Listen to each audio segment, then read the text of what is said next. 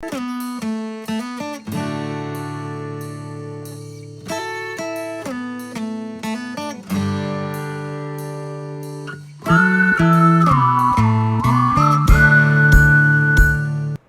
हिंद बच्चों, PRS of future academy के digital platform पे आप सभी का स्वागत है। आज हम बात करेंगे 6.2 एक्सरसाइज का क्वेश्चन नंबर 7 से बात करेंगे। 6 तक की बात हम लोगों ने कर लिया है, ठीक है। तो चलिए देखिए कि प्रमेय 6.1 सिद्ध करते 6.1 का प्रयोग करते हुए, यहां पर का प्रयोग करते हुए, ठीक है, का प्रयोग 6.1 का प्रयोग करते हुए सिद्ध कीजिए कि एक त्रिभुज की एक भुजा के मध्य बिंदु से होकर दूसरी भुजा के समांतर खींची गई रेखा तीसरी भुजा को क्या कर देती है, समद्विभाजित करती है। यहां क्वेश्चन पूछा है।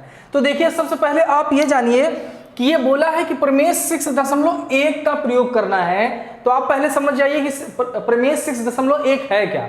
तो जो प्रमेय 6.1 है इसी को हम कहते हैं बीपीटी थ्योरम, या इसी को बोलते हैं हम थेल्स प्रमेय, ठीक है, या इसी को बोलते हैं बेसिक प्रोपोर्शनैलिटी थ्योरम या आधारभूत समानुपातिक प्रमेय। इतने नामों से इसको जाना जाता है, किसको, 6.1 को। तो ये समझ जाइए ये है क्या। हम पहले भी बता चुके हैं कि बीपीटी थ्योरम क्या होती है। फिर भी देख लीजिए कि अगर कोई त्रिभुज है, अगर किसी त्रिभुज की बात कर रहा है, जैसे सपोज दैट ये ए बी सी त्रिभुज है और इस त्रिभुज की तीनों भुजा में से किसी एक भुजा के समांतर कोई लाइन ड्रॉ है, मतलब अगर मान लेते हैं कि बीसी के समांतर ये डीई लाइन है, बीसी के समांतर ये लाइन डीई है, तो इसका जो बीपीटी थ्योरम का स्टेटमेंट होगा वो ये होता है कि एडी अपॉन डीबी बराबर होता है ए अपॉन ईसी के, ठीक है। ये है बीपीटी थ्योरम, ये है बीपीटी थ्योरम कि एडी अपॉन डीबी बराबर ए अपॉन ईसी के। समझ में आया। अब इसी की एक कॉरलरी होती है जिसको जानना आपको जरूरी है, कभी कभी उसका भी यूज करते हैं। कॉरलरी क्या है कि हाफ, इसका हाफ बटे इसका फुल, मतलब इसका हाफ कहने का मतलब है कि एडी अपॉन में इसका फुल का मतलब कितना होगा, पूरा का मतलब कितना हो जाएगा, AB। तो AD अपॉन AB और इसका भी हाफ और बटे फुल, तो हाफ कितना होगा AE बटे फुल कितना होगा AC। तो ये दो चीजें आपको पता रहनी चाहिए कि कब ये दोनों कब होंगे, जब कोई भुजा, त्रिभुज की कोई भी भुजा किसी भुजा के समांतर हो जाएगी। जैसे ये वाली भुजा है ना BC, कोई दूसरी भुजा क्या दूसरी कोई लाइन इसके समांतर ये है तो ये हो जाएगा। अब जरूरी है ये हो गया। अगर सपोज दैट हम ये कह दें कि इसके समांतर हमको करना है, AC के समांतर, तो AC के समांतर जब यहां करेंगे आप तो ये लाइन हो जाएगी, इसका नाम दे देते हैं D, इसका नाम दे देते हैं E। अब कैसे होगी, अब ये होगी AD अपॉन DB तो रहेगा, AD अपॉन DB तो रहेगा, लेकिन अब यहां पर ध्यान से देखेंगे, अब ये लाइन पे समांतर नहीं है, अब इस पे है ना, तो ये हो जाएगा या CE अपॉन BE, ठीक है, ऐसे हो जाएगा। तो इसका हाफ बटे इसका फुल, ये तो सही है, इसका हाफ बटे इसका फुल ऐसे आ जाएगा। तो आप कुछ भी कर सकते हैं। ये बीपीटी प्रमेय है। इसी प्रमेय का क्या करना है, हमको प्रयोग करना है। प्रयोग करते हुए सिद्ध कीजिए कि त्रिभुज की एक भुजा के समांतर, तो यहां पर देखिए अब ये क्वेश्चन को सॉल्व कर रहे हैं, ये आपका रफ वर्क है, हमने बीपीटी को समझाया है। अब यहां से देखिए कि एक त्रिभुज की बात कर रहे हैं, तो सबसे पहले आप एक त्रिभुज ही बना दीजिए। तो चलिए हम यहां पर एक त्रिभुज बना देते हैं। ये त्रिभुज हमने बनाया है, त्रिभुज ABC, ये हम त्रिभुज ABC बना दिए हैं। अब ये बोला है कि एक त्रिभुज की एक भुजा के मध्य बिंदु, इसका कोई एक भुजा ले लीजिए जिसका मध्य बिंदु, मान लेते हैं इस भुजा का मध्य बिंदु यहां हम ले लेते हैं।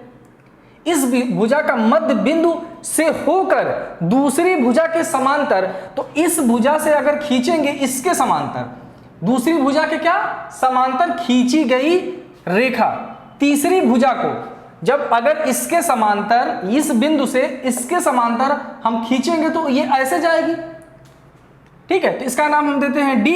अब ये बोल रहा है कि तीसरी भुजा को इस भुजा को क्या करती है, समद्विभाजित करती है। इसका मतलब अगर इसको E माने तो इस सब विभाजित करने का मतलब है इसको दो बराबर भागों में डिवाइड करेगी। क्वेश्चन समझ में आया कि अगर कोई त्रिभुज है और त्रिभुज की एक भुजा पर कोई बिंदु डी इस प्रकार लेते हैं कि वो दो, यहां पर देखिए क्या दिया गया है, मध्य बिंदु, मध्य बिंदु पर लेते हैं। मध्य बिंदु कहने का मतलब है कि AD बराबर होगा DB के। अगर ऐसा कोई बिंदु ले लें और ये बिंदु से इसके समांतर तीसरी भुजा पर ये इसको ड्रा कर देते हैं, तो ये हमको प्रूव करना है कि AE बराबर EC होगा। मतलब ये दोनों भी समद्विभाजित करेगा ये बिंदु, मतलब AE अपॉन EC, ये हमको प्रूव कर देना है। हमको ये दिखाना है कि AE बराबर हो जाएगा EC के। ओके, तो एक ढंग से हमको प्रूव करना है। तो जैसे हम इसमें जो दिया रहता है उसको लिखते हैं पहले। तो देखिए इस क्वेश्चन में दिया क्या है, इसमें ध्यान से देखेंगे तो दिया है आपको त्रिभुज ABC, तो दिया है ये त्रिभुज ABC में ये मध्य बिंदु पर है ना। मध्य बिंदु का मतलब ये होगा कि AD बराबर होगा किसके, DB के। मध्य बिंदु का मतलब यही होता है कि मध्य बिंदु में है तो इसका मतलब यहां से यहां तक की दूरी बराबर होगी यहां से यहां तक की दूरी को। हमने ये लिख लिया। अब दिया के बाद क्या है, सिद्ध हमको जो करना है उसको लिख लेते हैं, सिद्ध करना है। अब सिद्ध क्या करना है, अभी हमने बताया सिद्ध हमको ये करना है कि यहां से यहां तक की दूरी भी बराबर होगी यहां से यहां तक की दूरी, ये जो हम लिखे हैं इसका मतलब सिद्ध करना है कि AE बराबर होगा EC के। ठीक है, यहां तक हम कर लिए। अब देखिए सॉल्व कैसे करेंगे। अब यहां से अगर हम इसको आगे सॉल्व करें तो देखिए क्या करेंगे, हमको प्रयोग करना है 6.1 मतलब BPT का प्रयोग करना है। और सीधे सीधे बोल रहा है कि ये लाइन इस लाइन की क्या है, समांतर है। इसका मतलब अगर दो लाइनें समांतर है, वही चीज कि अगर दो लाइनें समांतर है तो वहां पर BPT का प्रयोग होता है। तो अगर ये दोनों समांतर हैं तो क्या हो जाएगा, AD अपॉन DB बराबर हो जाएगा AE अपॉन EC के। इसी का हम यूज करेंगे। तो यहां पर DE समांतर है किसके, BC के। किसके, DE समांतर है BC के। अगर DE BC के समांतर है तब BPT प्रमेय से, जो ये हम बोला 6.1, तो BPT प्रमेय से। तो यहां पर जब BPT प्रमेय लगाएंगे आप तो लिखेंगे क्या, AD upon DB, AD upon DB बराबर होगा किसके, AE अपॉन EC के, AE अपॉन EC के। ओके, इसको मानते हैं इक्वेशन नंबर फर्स्ट। अब अगर ध्यान से देखें तो हमको लाना है AE अपॉन EC और यहां पर है AE अपॉन EC आ गया है। किसी ढंग से अगर ये दोनों कट जाए ना तो इसका अगर दोनों यहां पर 1 आ जाएगा, ध्यान समझिए, अगर यहां पर 1 आ जाएगा तो तिर्यक मल्टीप्लाई कर देंगे तो इसका मल्टीप्लाई यहां होगा तो EC बराबर AE हो जाएगा। तो इसको कुछ करें, क्या करेंगे, ध्यान से देखेंगे। यहां पर एक आपको हिंट्स दिया है क्या कि AD बराबर है DB के, तो मतलब जहां पर AD है हम वहां पर DB लिख सकते हैं। तो यही करेंगे, AD यहां पर है ना तो इसकी जगह पर हम क्या लिख लेंगे, DB लिख लेंगे। तो देखिए इसको सॉल्व करेंगे तो इसको लिखेंगे DB, यहां से एक बार ऐसे लिख दीजिए, AD बराबर है DB के, इसलिए क्या हो जाएगा, AD की जगह पर आप DB कर दीजिए तो DB अपॉन DB बराबर होगा AE अपॉन EC। अब DB से DB कैंसिल हो गया तो 1 हो गया, तो ये 1 बराबर AE अपॉन EC के। तिर्यक गुणा कर देंगे तो EC दिख रहा है कि नहीं, EC बराबर है AE के। यही हमको सिद्ध करना था और यही हम सिद्ध करके ला दिए। AE अपॉन EC लाना था, लास्ट में AE अपॉन EC आ गया। तो इस प्रकार से ये क्वेश्चन होगा, स्क्रीनशॉट लीजिए, फिर हम इसका क्वेश्चन नंबर 8 की बात करते हैं। चलिए बच्चों क्वेश्चन नंबर 8 देखते हैं। देखिए क्या है कि प्रमेय 6.2 का प्रयोग करते हुए सिद्ध कीजिए कि एक त्रिभुज की किन्हीं दो बिंदुओं के मध्य बिंदुओं को मिलाने वाली रेखा तीसरी भुजा के समांतर होती है। जब भी इस प्रकार का क्वेश्चन है तो आप 1 से 2 बार जरूर पढ़ा करिए उसको, ठीक है। मैथ में जब भी आप क्वेश्चन करिए तो सबसे पहले क्वेश्चन को दिमाग से पढ़ा करिए, ध्यान लगाकर उसको 1 बार 2 बार 3 बार पढ़ के ये समझिए कि क्वेश्चन में दिया क्या है और हमको पूछा क्या है, ठीक है। क्या देकर हमसे क्या निकालने के लिए बोल रहा है। अगर इतनी चीज आप क्लियर कर लेते हैं ना तो आधा क्वेश्चन तो वहीं सॉल्व हो जाता है कि हमको ये दिया गया है और ये पूछा है। तब आपका दिमाग चलेगा। तो देखिए यहां पर क्या बोला है, इससे पहले जो क्वेश्चन नंबर 7 किए हैं उस क्वेश्चन का जस्ट अपोजिट है। ये क्या करना है कि प्रमेय 6.2 का प्रयोग करना है, और प्रमेय 6.2 जो है वो है बीपीटी का कन्वर्स है। क्या है? बीपीटी का कन्वर्स, बीपीटी का विलोम है। जो प्रमेय 6.2 है ना, वो आधारभूत समानुपातिक प्रमेय का विलोम है। तो इसको पहले आप जान लीजिए, क्योंकि इसका हमको यूज करना है इस क्वेश्चन में। तो ये जान लीजिए कि बीपीटी का विलोम होता क्या है। मान लेते हैं कि ये त्रिभुज एबीसी है, एबीसी है, और कोई भुजा ये डीई यहां पर है, ठीक है। अब ये पैरेलल है कि पैरेलल नहीं है हमको ये नहीं पता है, हमको इतना पता है कि एडी अपॉन डीबी बराबर AE अपॉन EC, ये हमको पता है, ये हमसे कह दे रहा है क्वेश्चन में। बीपीटी का जब विलोम आप सॉल्व करेंगे तो ये दिया रहेगा। इसका मतलब आप ध्यान समझिए कि अगर ये दिया है, भुजाओं का अनुपात दिया है, तो ये भुजा जो है इस भुजा के क्या हो जाएगी? समांतर हो जाएगी। क्या हो जाएगी? DE जो हो जाएगी, DE समांतर हो जाएगी किसके? BC के। ध्यान रखिएगा, अगर आपको भुजाओं का अनुपात दिया है तो दोनों भुजाएं आपस में बराबर हो जाएंगी।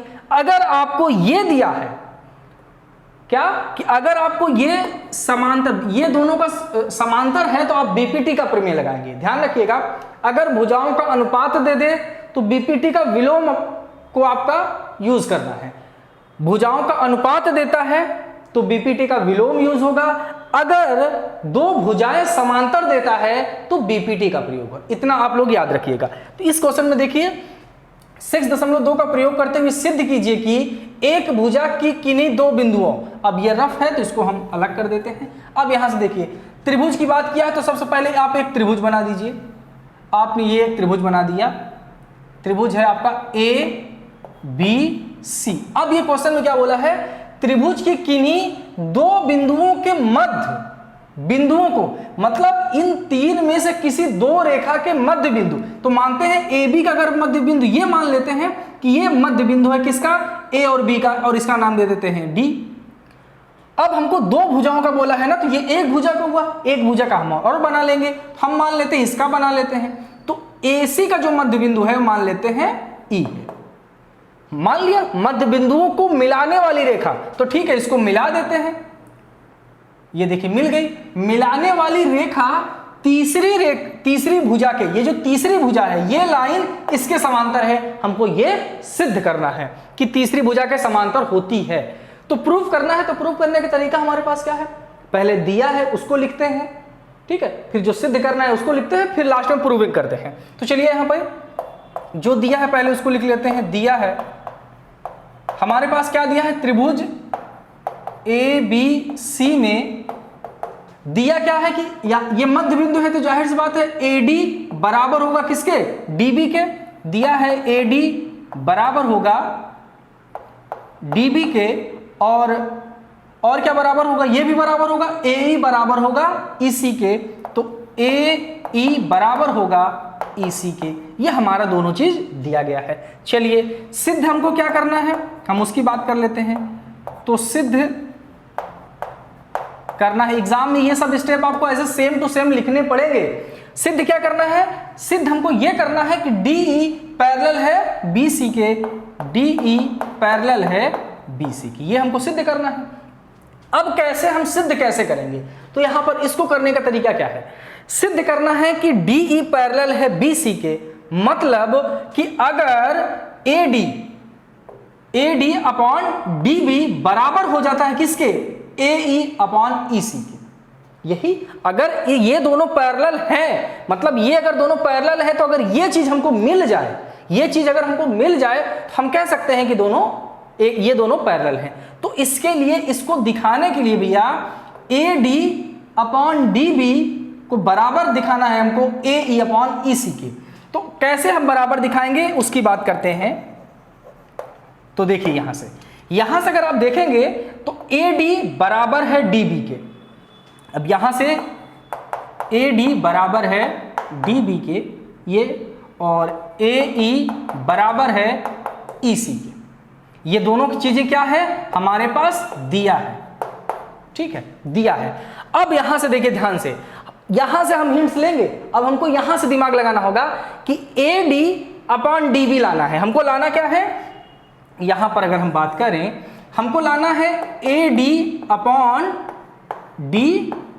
ये लाना है हमको, AD/DB लाना है। तो ध्यान से अगर इसको थोड़ा सा सॉल्व करें तो AD और DB दोनों बराबर है, मतलब AD की जगह पे DB हम रख सकते हैं। तो AD की जगह पे आप क्या करिए, AD की जगह पे आप DB रख दीजिए, DB रख दिया आपने, AD की जगह पे DB रख दिया और DB यहां पर दिया है तो DB से DB क्या कर दीजिए, कैंसिल, मतलब 1 आ गया। इसका मतलब AD/DB का मान कितना आ रहा है, 1 के बराबर। हम इसलिए ऐसा कर रहे हैं कि ये दोनों आपस में बराबर है और इनका अनुपात हमको बराबर दिखाना है। तो क्या करें, अगर इससे इसको भाग दे दें, AD को क्या कर दें, इससे भाग देंगे तो ये इसके बराबर आ जाएगा। फिर क्या करेंगे, AE को अगर इससे भाग दे देंगे वो भी 1 के बराबर आ जाएगा। तो देखिए कैसे, अब क्या करेंगे, दूसरी स्टेप में AE अपॉन क्या कर देंगे, EC कर देंगे, EC कर देंगे, क्योंकि हमको लाना क्या है, AE/EC लाना है, तो हम ऐसे कर सकते हैं। अब हम ये चीज जानते हैं कि AE और EC दोनों आपस में बराबर हैं, तो AE की जगह हम क्या लिख देंगे, EC लिख देंगे। तो यहां लिखेंगे EC/EC बराबर, इससे इसको काट देंगे तो बराबर 1।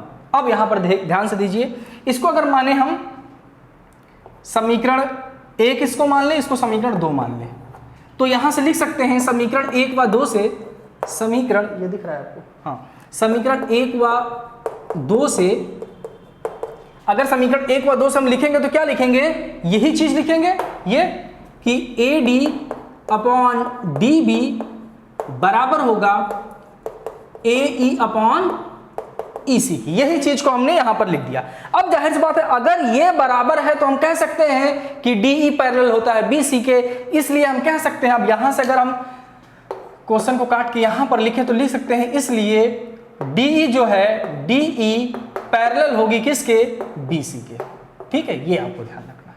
इस प्रकार से आपका ये क्वेश्चन सॉल्व होता है। स्क्रीनशॉट लीजिए, फिर हम नेक्स्ट क्वेश्चन की बात करते हैं। चलिए बच्चों, क्वेश्चन नंबर 9 की बात करते हैं। देखिए 9 क्या है, ABCD एक समलंब है। समलंब क्या होता है, चतुर्भुज। तो ये बोला है कि ABCD एक समलंब चतुर्भुज है। समलंब है तो समलंब के लिए होता है कि AB पैरेलल होता है DC के। अभी हम समझाते हैं इसको भी, आप पहले क्वेश्चन पढ़ लीजिए। तथा इसके विकर्ण परस्पर O बिंदु पर प्रतिच्छेद करते हैं। तो दर्शाना है हमको ये चीज, आप ये चीज पहले जान लीजिए कि जो समलंब चतुर्भुज होता है, जो समलंब चतुर्भुज होता है, उसकी 2 साइडें जो है कैसी होती हैं, समांतर होती हैं। क्या होती हैं, 2 साइडें उनकी समांतर होती है। मान लेते हैं कि अगर ये ABCD, ये ABCD, ये क्या दिया गया है, आपका समलंब चतुर्भुज है। क्या ABCD आपका ये समलंब चतुर्भुज है और इसके विकर्ण परस्पर O बिंदु पर प्रतिच्छेद करते हैं। तो अगर इसके विकर्ण आप खींचेंगे तो इसका विकर्ण, एक विकर्ण ये होगा। चतुर्भुज में कितने विकर्ण होते हैं, 2। एक विकर्ण यहां से होता है, एक विकर्ण ये होता है, एक विकर्ण यहां से आप खींच दीजिए। आप अगर ये 2 विकर्ण खींचते हैं तो ये जिस बिंदु पर प्रतिच्छेद करते हैं उस बिंदु का नाम बोल रहा है कि ये O बिंदु पर क्या कर रहे हैं, प्रतिच्छेद कर रहे हैं। तो दर्शाइए कि AO/BO मतलब AO/BO, BO बराबर होगा CO/DO के, इसके इक्वल हो जाएगा। हमको ये प्रूव करना है। तो देखिए याद रखिएगा, इसको प्रूव कैसे करेंगे। तो सबसे पहले जो दिया है हमको वो लिख लेते हैं और जो हमको निकालना है वो लिख लेते हैं, फिर आगे बात करते हैं, क्योंकि किसी को प्रूव करने का यही तरीका होता है। तो सबसे पहले इसको लिखेंगे, दिया है क्या है हमारे पास, जो हमारे पास दिया है वो सबसे पहले वो दिया गया है ABCD एक समलंब चतुर्भुज है, एक समलंब चतुर्भुज है। अगर ABCD एक समलंब चतुर्भुज होगा तो यह शर्त जरूरी है, AB पैरेलल होगा DC के, ठीक है। या कोई क्वेश्चन में आपसे ऐसे बोल देता है कि ए बी पैरेलल है डी सी के और ये नहीं बोलेगा तो भी आप जान जाइएगा कि अगर किसी चतुर्भुज के बारे में ये कह रहा है कि ए बी पैरेलल है डी सी के, मतलब ए बी पैरेलल है डी सी के, तो वो कैसा चतुर्भुज होगा? तो वो समलंब चतुर्भुज होगा। ये भी आप बात ध्यान रखिएगा। तो ए बी सी डी एक समलंब चतुर्भुज है, मतलब ये चीज है। अब हमको जो सिद्ध करना है उसकी हम बात करें तो सिद्ध करना है। अब सिद्ध क्या करना है? हमें सीधे सीधे दे दिया है ए ओ अपान बी ओ, ए ओ अपान बी ओ बराबर है सी ओ अपान डी ओ के। ये हमको प्रूव करना है। तो चलिए ठीक है, इसको छोड़ते हैं। अब हम सोचते हैं कि हम क्या करेंगे। तो इस क्वेश्चन को याद रखिएगा, इसमें एक आप कंस्ट्रक्शन करेंगे, रचना करेंगे। क्या करेंगे? रचना करेंगे। और वो रचना ऐसे करेंगे कि अब ये तो आप जानते हैं कि ए बी समांतर है किसके? सी डी के। आप ये चीज तो आपको पता है कि जो ए बी है वो इसके समांतर है। तो आप क्या करेंगे, एक रचना कर दीजिए। आप चाहे इसके समांतर कर दीजिए, चाहे इसके समांतर कर दीजिए। आप यहां पर फ्री है, चाहे इसके समांतर कर दीजिए, चाहे इसके। हम मानते हैं जो ओ और इसका नाम ले लेते हैं हम ई। ओ ई जो है ए बी के समांतर है, हम मान लेते हैं, रचना कर देते हैं। क्या कर देते हैं कि ओ ई समांतर है ए बी के। हम ये रचना, और ये इस चैप्टर में हम रचना आसानी से अपने से कर सकते हैं, क्योंकि बिना रचना किए बहुत से क्वेश्चन हैं जो सॉल्व ही नहीं कर पाएंगे। तो यहां पर एक आप रचना करेंगे, ये स्टेप आपको याद रखना है। रचना क्या करेंगे कि ओ ई पैरेलल होगा किसके? ए बी के। ये आपने रचना कर दिया कि जो ओ ई है वो पैरेलल है किसके? ए बी के। अब ये रचना हम क्यों किए हैं? क्योंकि अगर हम ये रचना नहीं करेंगे ना तो हमारे पास कुछ पता ही नहीं रहेगा। इसको थोड़ा सा ऊपर बना देते हैं, क्योंकि अगर हम ये रचना नहीं करेंगे तो हमको कुछ नहीं कर पाएंगे। और रचना करने से हमको फायदा क्या मिला कि अगर देखिए ये दोनों आपस में बराबर हैं, ये दोनों आपस में समांतर हैं, तो इसका मतलब यहां पर और एक चीज समझ लीजिए। जैसे हमारे पास ये तो पता है कि ए बी पैरेलल है किसके? सी डी के। ए बी पैरेलल है सी डी के, और हमको ये भी पता है कि ए बी पैरेलल है किसके? ओ ई के। इसके पैरेलल है, मतलब ए बी पैरेलल है सी डी के और ए बी पैरेलल है ओ ई के। इसका मतलब जो सी डी है ये भी ओ ई के पैरेलल हो जाएगा कि नहीं? इसका मतलब जो सी डी है वो भी किसके पैरेलल हो जाएगा? ओ ई के। अगर ऐसे ना समझ में आया हो तो एक चीज और देख लीजिए। अगर हम ये बोलते हैं ये ए बी है, ये ए बी पैरेलल है किसके? ओ ई के। ए बी पैरेलल है किसके? सी डी के। ए बी पैरेलल है सी डी के, ये मानते हैं। ये सी है और ये डी है, ये दोनों आपस में पैरेलल है। और हम ये भी जानते हैं कि जो ए बी है ये पैरेलल है ओ ई के। ओ ई के ये भी पैरेलल है, तो इसका मतलब ये तीनों पैरेलल हो जाएंगे कि नहीं? इसीलिए ये तीनों पैरेलल। तो एक स्टेटमेंट में हम ये भी लिख सकते हैं कि ए बी पैरेलल होगा सी डी के, पैरेलल होगा ओ ई के, क्योंकि ये तीनों पैरेलल हो जाएंगे। ये बात याद रखिएगा। तो यहां से रचना से हमने लिख दिया कि ओ ई पैरेलल होगा ए बी के।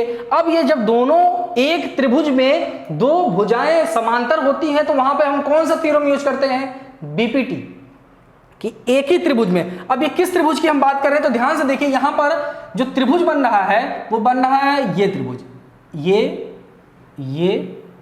त्रिभुज।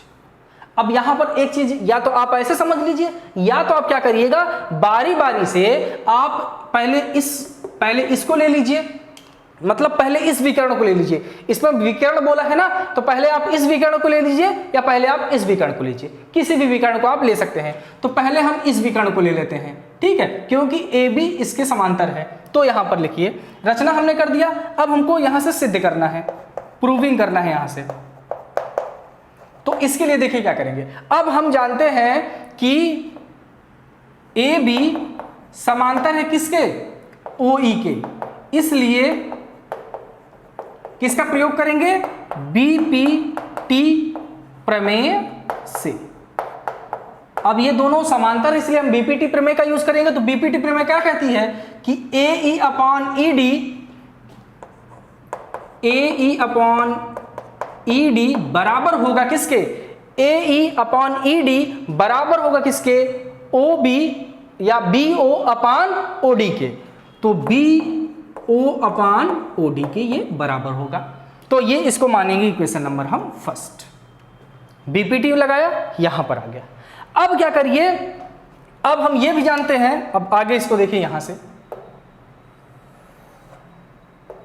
अब देखिए, अब हम ये भी जानते हैं कि ये चीज तीनों बराबर है, तो हम ये भी लिख सकते हैं कि नहीं कि ओ ई जो पैरेलल होगा किसके पैरेलल होगा, CD के भी पैरेलल होगा, होगा कि नहीं? जो ओ ई होगा वो CD की भी पैरेलल होगा, हमने ये दिखा दिया है।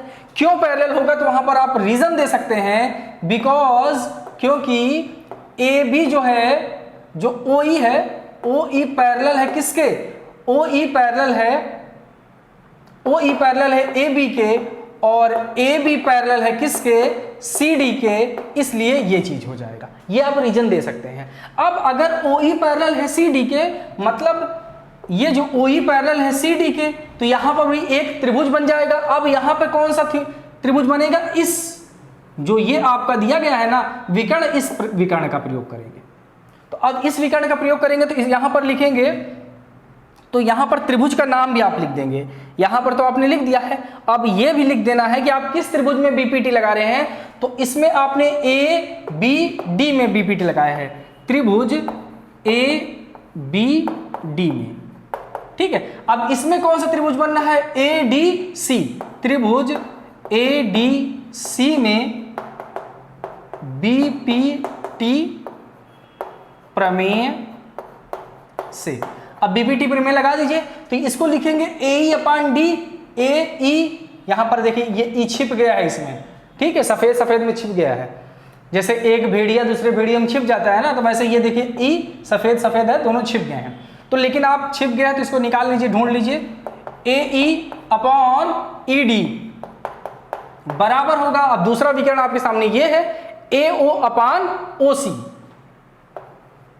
ए ओ अपान ओ सी, इसको मानिए इक्वेशन नंबर 2। अब इक्वेशन नंबर 1 और इक्वेशन नंबर 2 को ध्यान से देखेंगे तो इसका एक पक्ष बराबर है, इसका मतलब जब एक पक्ष बराबर है तो दूसरा पक्ष भी बराबर हो जाएगा, इतना तो आप पता ही है। तो यहां लिखेंगे समीकरण 1 व 2 से, जब समीकरण 1 व 2 से लगाएंगे तो ये हो जाएगा बी ओ अपान ओ डी बराबर ए ओ अपान ओ सी, ये आ गया।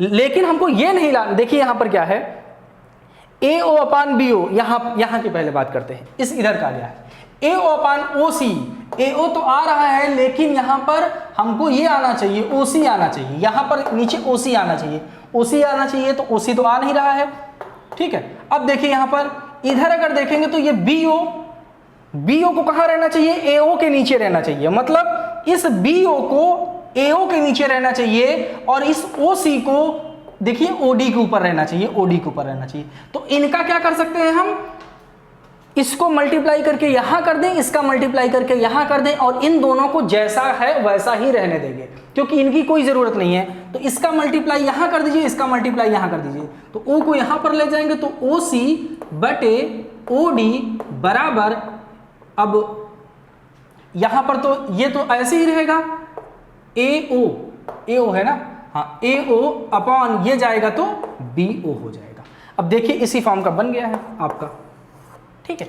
अब अगर सेम टू सेम ये लाइन लिखना है तो आप इसको क्या कर दीजिए, इसको पहले लिख दीजिए, तो इसको पहले लिखेंगे तो ए ओ अपान बी ओ है, तो इसके नीचे भी बी ओ है, तो बी ओ हो गया बराबर, यहां पर देखिए सी ओ है, यहां पर हमने ओ सी लिखा है तो सी को पहले आप लिख लीजिए, तो सी ओ अपॉन ओ डी है, हम यहां पर डी ओ लिखे हैं तो यहां पर लिख दीजिए डी ओ, ये हो गया आपका प्रूफ,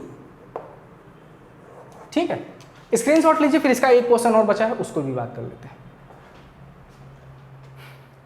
चलिए बच्चों क्वेश्चन नंबर 10 की बात करते हैं। देखिए क्वेश्चन नंबर 10 क्या दिया है, एक चतुर्भुज के ABCD, एक चतुर्भुज ABCD के विकर्ण परस्पर बिंदु O पर प्रतिच्छेद करते हैं कि इस प्रकार प्रतिच्छेद करते हैं कि AO अपान BO बराबर CO अपान DO है। दर्शाना है कि ABCD एक समलंब चतुर्भुज है। सेम जो क्वेश्चन नंबर 10 था उसका जस्ट अपोजिट क्वेश्चन नंबर 11 है, मतलब जो 10 में दिया था वो 11 में प्रूव करना है, और जो 11 में दिया है वो 10 में क्या करना था, प्रूव करना था। जस्ट अपोजिट है, एक में दिया था तो प्रूव करना था, इसमें दिया है तो प्रूव करना है। चलिए देखते हैं, कोई दिक्कत नहीं। तो सबसे पहले एक चतुर्भुज ABCD, तो हमको समलंब प्रूफ करना है ना, तो जो चतुर्भुज बनाएंगे हम वो कुछ समलंब की तरह बनाएंगे, ठीक है, क्योंकि हमको लास्ट में प्रूफ क्या करना है कि ABCD एक समलंब चतुर्भुज है, तो इसको हम समलंब चतुर्भुज की तरह ही बनाते हैं। चलिए ये मान लेते हैं हम एक चतुर्भुज बना दिया। अब ये भी तो चतुर्भुज है, हम ऐसे बना सकते हैं, तो इसका मानते हैं A, ये B है और ये C है और ये D है। ये ABCD एक समलंब चतुर्भुज नहीं, ये ABCD अभी एक चतुर्भुज है। ओके, इसके विकर्ण, फिर विकर्ण की बात किया है तो इसके दोनों विकर्ण खींच दीजिए, तो ये एक विकर्ण हो गया AC, दूसरा विकर्ण हो जाएगा BD। ये जिस बिंदु पर प्रतिच्छेद करते हैं उसका नाम D है, उसका नाम उसका नाम क्या दिया है, O दिया गया है, यहाँ पे O कर दीजिए। आगे पढ़िए क्या है कि अब इतना करने पर ये चीज हमको दे दिया गया है कि AO/BO बराबर CO/DO, तो हमको प्रूव करना है कि ABCD एक समलंब चतुर्भुज है। सेम जैसे पिछला किए थे वैसे ही करना है, बस थोड़ा सा चेंज करेंगे। क्या, पहले जो दिया है उसको लिख लीजिए। दिया है ABCD एक चतुर्भुज है, एक चतुर्भुज है जिसमें, ये भी दिया है ना, जिसमें AO/BO बराबर होगा CO/DO के बराबर होगा। अब हमको सिद्ध करना है, उसको भी लिख लेते हैं। तो सिद्ध करना है, सिद्ध क्या करना है हमको, सिद्ध ये करना है कि ABCD एक समलंब है, ठीक है। तो इसको लिख लेते हैं, ABCD एक समलंब चतुर्भुज है, ये हमको सिद्ध करना है। चलिए ठीक है, अब हम यहां पर भी क्या करेंगे, रचना करेंगे। यहां भी क्या करेंगे, रचना करेंगे, और ये सेम रचना पिछले वाले क्वेश्चन, मतलब क्वेश्चन नंबर 10 की तरह है। रचना कर देंगे O से, यहां से रचना आप कर देंगे, ठीक है। तो ये आपने क्या कर दिया, एक रचना कर दिया, यहां पर एक रचना करेंगे, ये O है और इसका नाम ले लेते हैं हम E, ठीक है। ये रचना हम कुछ इस प्रकार से किए हैं कि ये OE समांतर है किसके, AB के।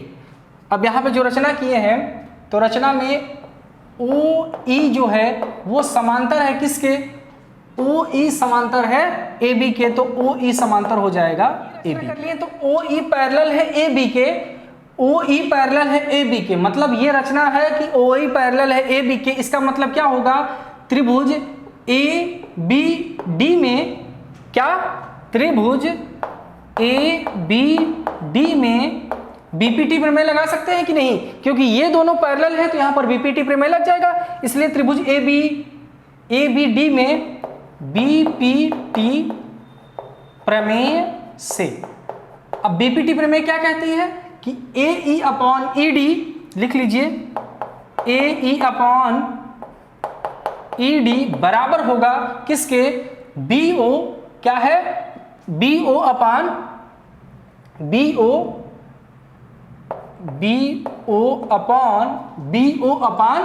के, BO/OD के। अब क्या कर दीजिए इसको, अब यहां पर थोड़ा सा समझिए, यहां पर इसको देखिए ध्यान से। ये दिया है AO/BO और यहां पर देखिए AO/BO यहां पर है, और हम अभी तक BPT का यूज कर रहे हैं, तो ऐसे ही अपान में देख रहे हैं कि AE अपान होना चाहिए ED के। तो इसका मतलब ये जो AO है, ये AO के अपान में क्या होना चाहिए, OC होना चाहिए। और यहां पर देखिए OC दिया भी है, इसको थोड़ा सा हम चेंज कर लेते हैं। क्या कर लेते हैं, इस चीज को जो प्रूव करना है इसको हम चेंज कर लेते हैं। कैसे, AO वही चीज इसको यहां पर ला देंगे और इसको यहां पर ला देंगे, बात खत्म हो जाती है। तो क्या करेंगे, AO अपान में क्या करेंगे, जो OC है इसको यहां पे ला देंगे, बराबर यहां पर BO उसको ऊपर ले जाएंगे, तो ये BO अपान ये DO ऐसे हो जाएगा। ओके, अब इसको यहां पर आप इक्वेशन नंबर फर्स्ट मान लीजिए, और ये जो लास्ट में लाए हैं आप, इसको आप इक्वेशन नंबर सेकंड मान लीजिए। यहां भी चेंज कर सकते थे, लेकिन इसी को हमने चेंज कर दिया। तो अब यहां पर ध्यान से देखेंगे, समीकरण 1 और 2 में कुछ बराबर दिख रहा है। BO बराबर है BO/DO, BO/OD या DO एक ही होता है, ये दोनों आपस में बराबर हैं। अगर ये दोनों आपस में बराबर हैं इसलिए ये दोनों भी आपस में बराबर हो जाएंगे कि नहीं, तो इसी को लिख देंगे समीकरण 1 व समीकरण 2 से। समीकरण 1 व समीकरण 2 से हम क्या लिख सकते हैं कि ये दोनों बराबर हैं, तो AO अपान OC बराबर होगा किसके, AE अपान ED के, ED के, ये आपस में बराबर होगा। अब इसको अच्छे से ध्यान से देखिए आप, ये दिया है AO अपान OC, ये मिल गया हमको। चलिए फिर दिया है AE अपॉन में ED, मतलब यहां पर ध्यान से देखेंगे तो आपको कौन सा त्रिभुज मिल रहा है। देखिए AO अपान OC ये मिल रहा है और AE अपॉन ED ये मिल रहा है, मतलब ये मिल रहा है और ये मिल रहा है। तो इनसे मिलकर कौन सा त्रिभुज बनेगा, यही ना त्रिभुज बनेगा। कौन सा त्रिभुज, ADC, समझिए त्रिभुज ADC। अब त्रिभुज ADC में ये चीज बोल दिया है। अब बीपीटी का कन्वर्स याद करिए, बीपीटी का विलोम क्या है कि अगर ये दिया है तो इसकी जो दूसरी ये भुजा है ये क्या हो जाएगी, आपस में समांतर हो जाएगी। तो बस यही करना है। तो ये इसको लिखने से यहां पे लिखेंगे अतः बीपीटी प्रमेय के विलोम से, प्रमेय के विलोम से अब बीपीटी प्रमेय के विलोम से हम ये कह सकते हैं कि जो OE है ये पैरेलल है किसके, CD के, पैरेलल है CD के। ये लिख सकते हैं आप, क्योंकि यहां तक पहुंच गया। तो बीपीटी का विलोम यही कहता है कि अगर ये चीज है तो इसको हम ये भी लिख सकते हैं, तो हमने लिख दिया।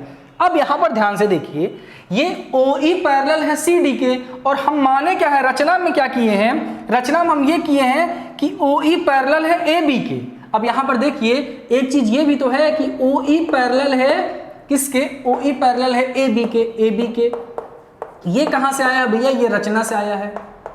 दिख रहा है कि नहीं, ये कहां से आया, ये रचना से आया है। इसका मतलब अगर OE पैरेलल है CD के और OE पैरेलल है AB के, वही चीज तीनों चीजें कि अगर ये इसके पैरेलल है, ये इसके पैरेलल है, तो ये दोनों भी आपस में पैरेलल हो जाएंगे कि नहीं। तो यही इसीलिए लिख देंगे यहां पर देखिए अतः हमको प्रूव करना था अतः AB पैरेलल होगा किसके, CD के। और जब चतुर्भुज की दो भुजाएं आपस में पैरेलल होती हैं वो कौन सा त्रिभुज होता है, समलंब चतुर्भुज। वो कौन सा चतुर्भुज होता है, समलंब चतुर्भुज। तो लिख देंगे अतः ABCD एक समलंब चतुर्भुज है। कैसा चतुर्भुज है, समलंब चतुर्भुज है। बात खत्म होगी, बस यही क्वेश्चन था। तो उम्मीद है सारी चीजें आपको अच्छे समझ में आई होंगी। थोड़ा सा अब देखिए त्रिभुज में है तो मेहनत काफी आपको करनी पड़ेगी। क्वेश्चन को एक बार देख लिया, एक बार फिर देखिए, फिर उसके बाद अपने से करने की कोशिश करिए, और इसको डेली अंतराल पे आप रिवीजन भी करते रहिए, नहीं सारी चीजें भूल जाएंगे। और बहुत ही इंपॉर्टेंट चैप्टर है, और ये कह सकते हैं कठिन तो नहीं, लेकिन अगर आपके थोड़े से भी कॉन्सेप्ट गड़बड़ हुए तो आप क्वेश्चन करने में गलती कर देंगे। तो वो ध्यान से इस चैप्टर को आप पढ़िएगा।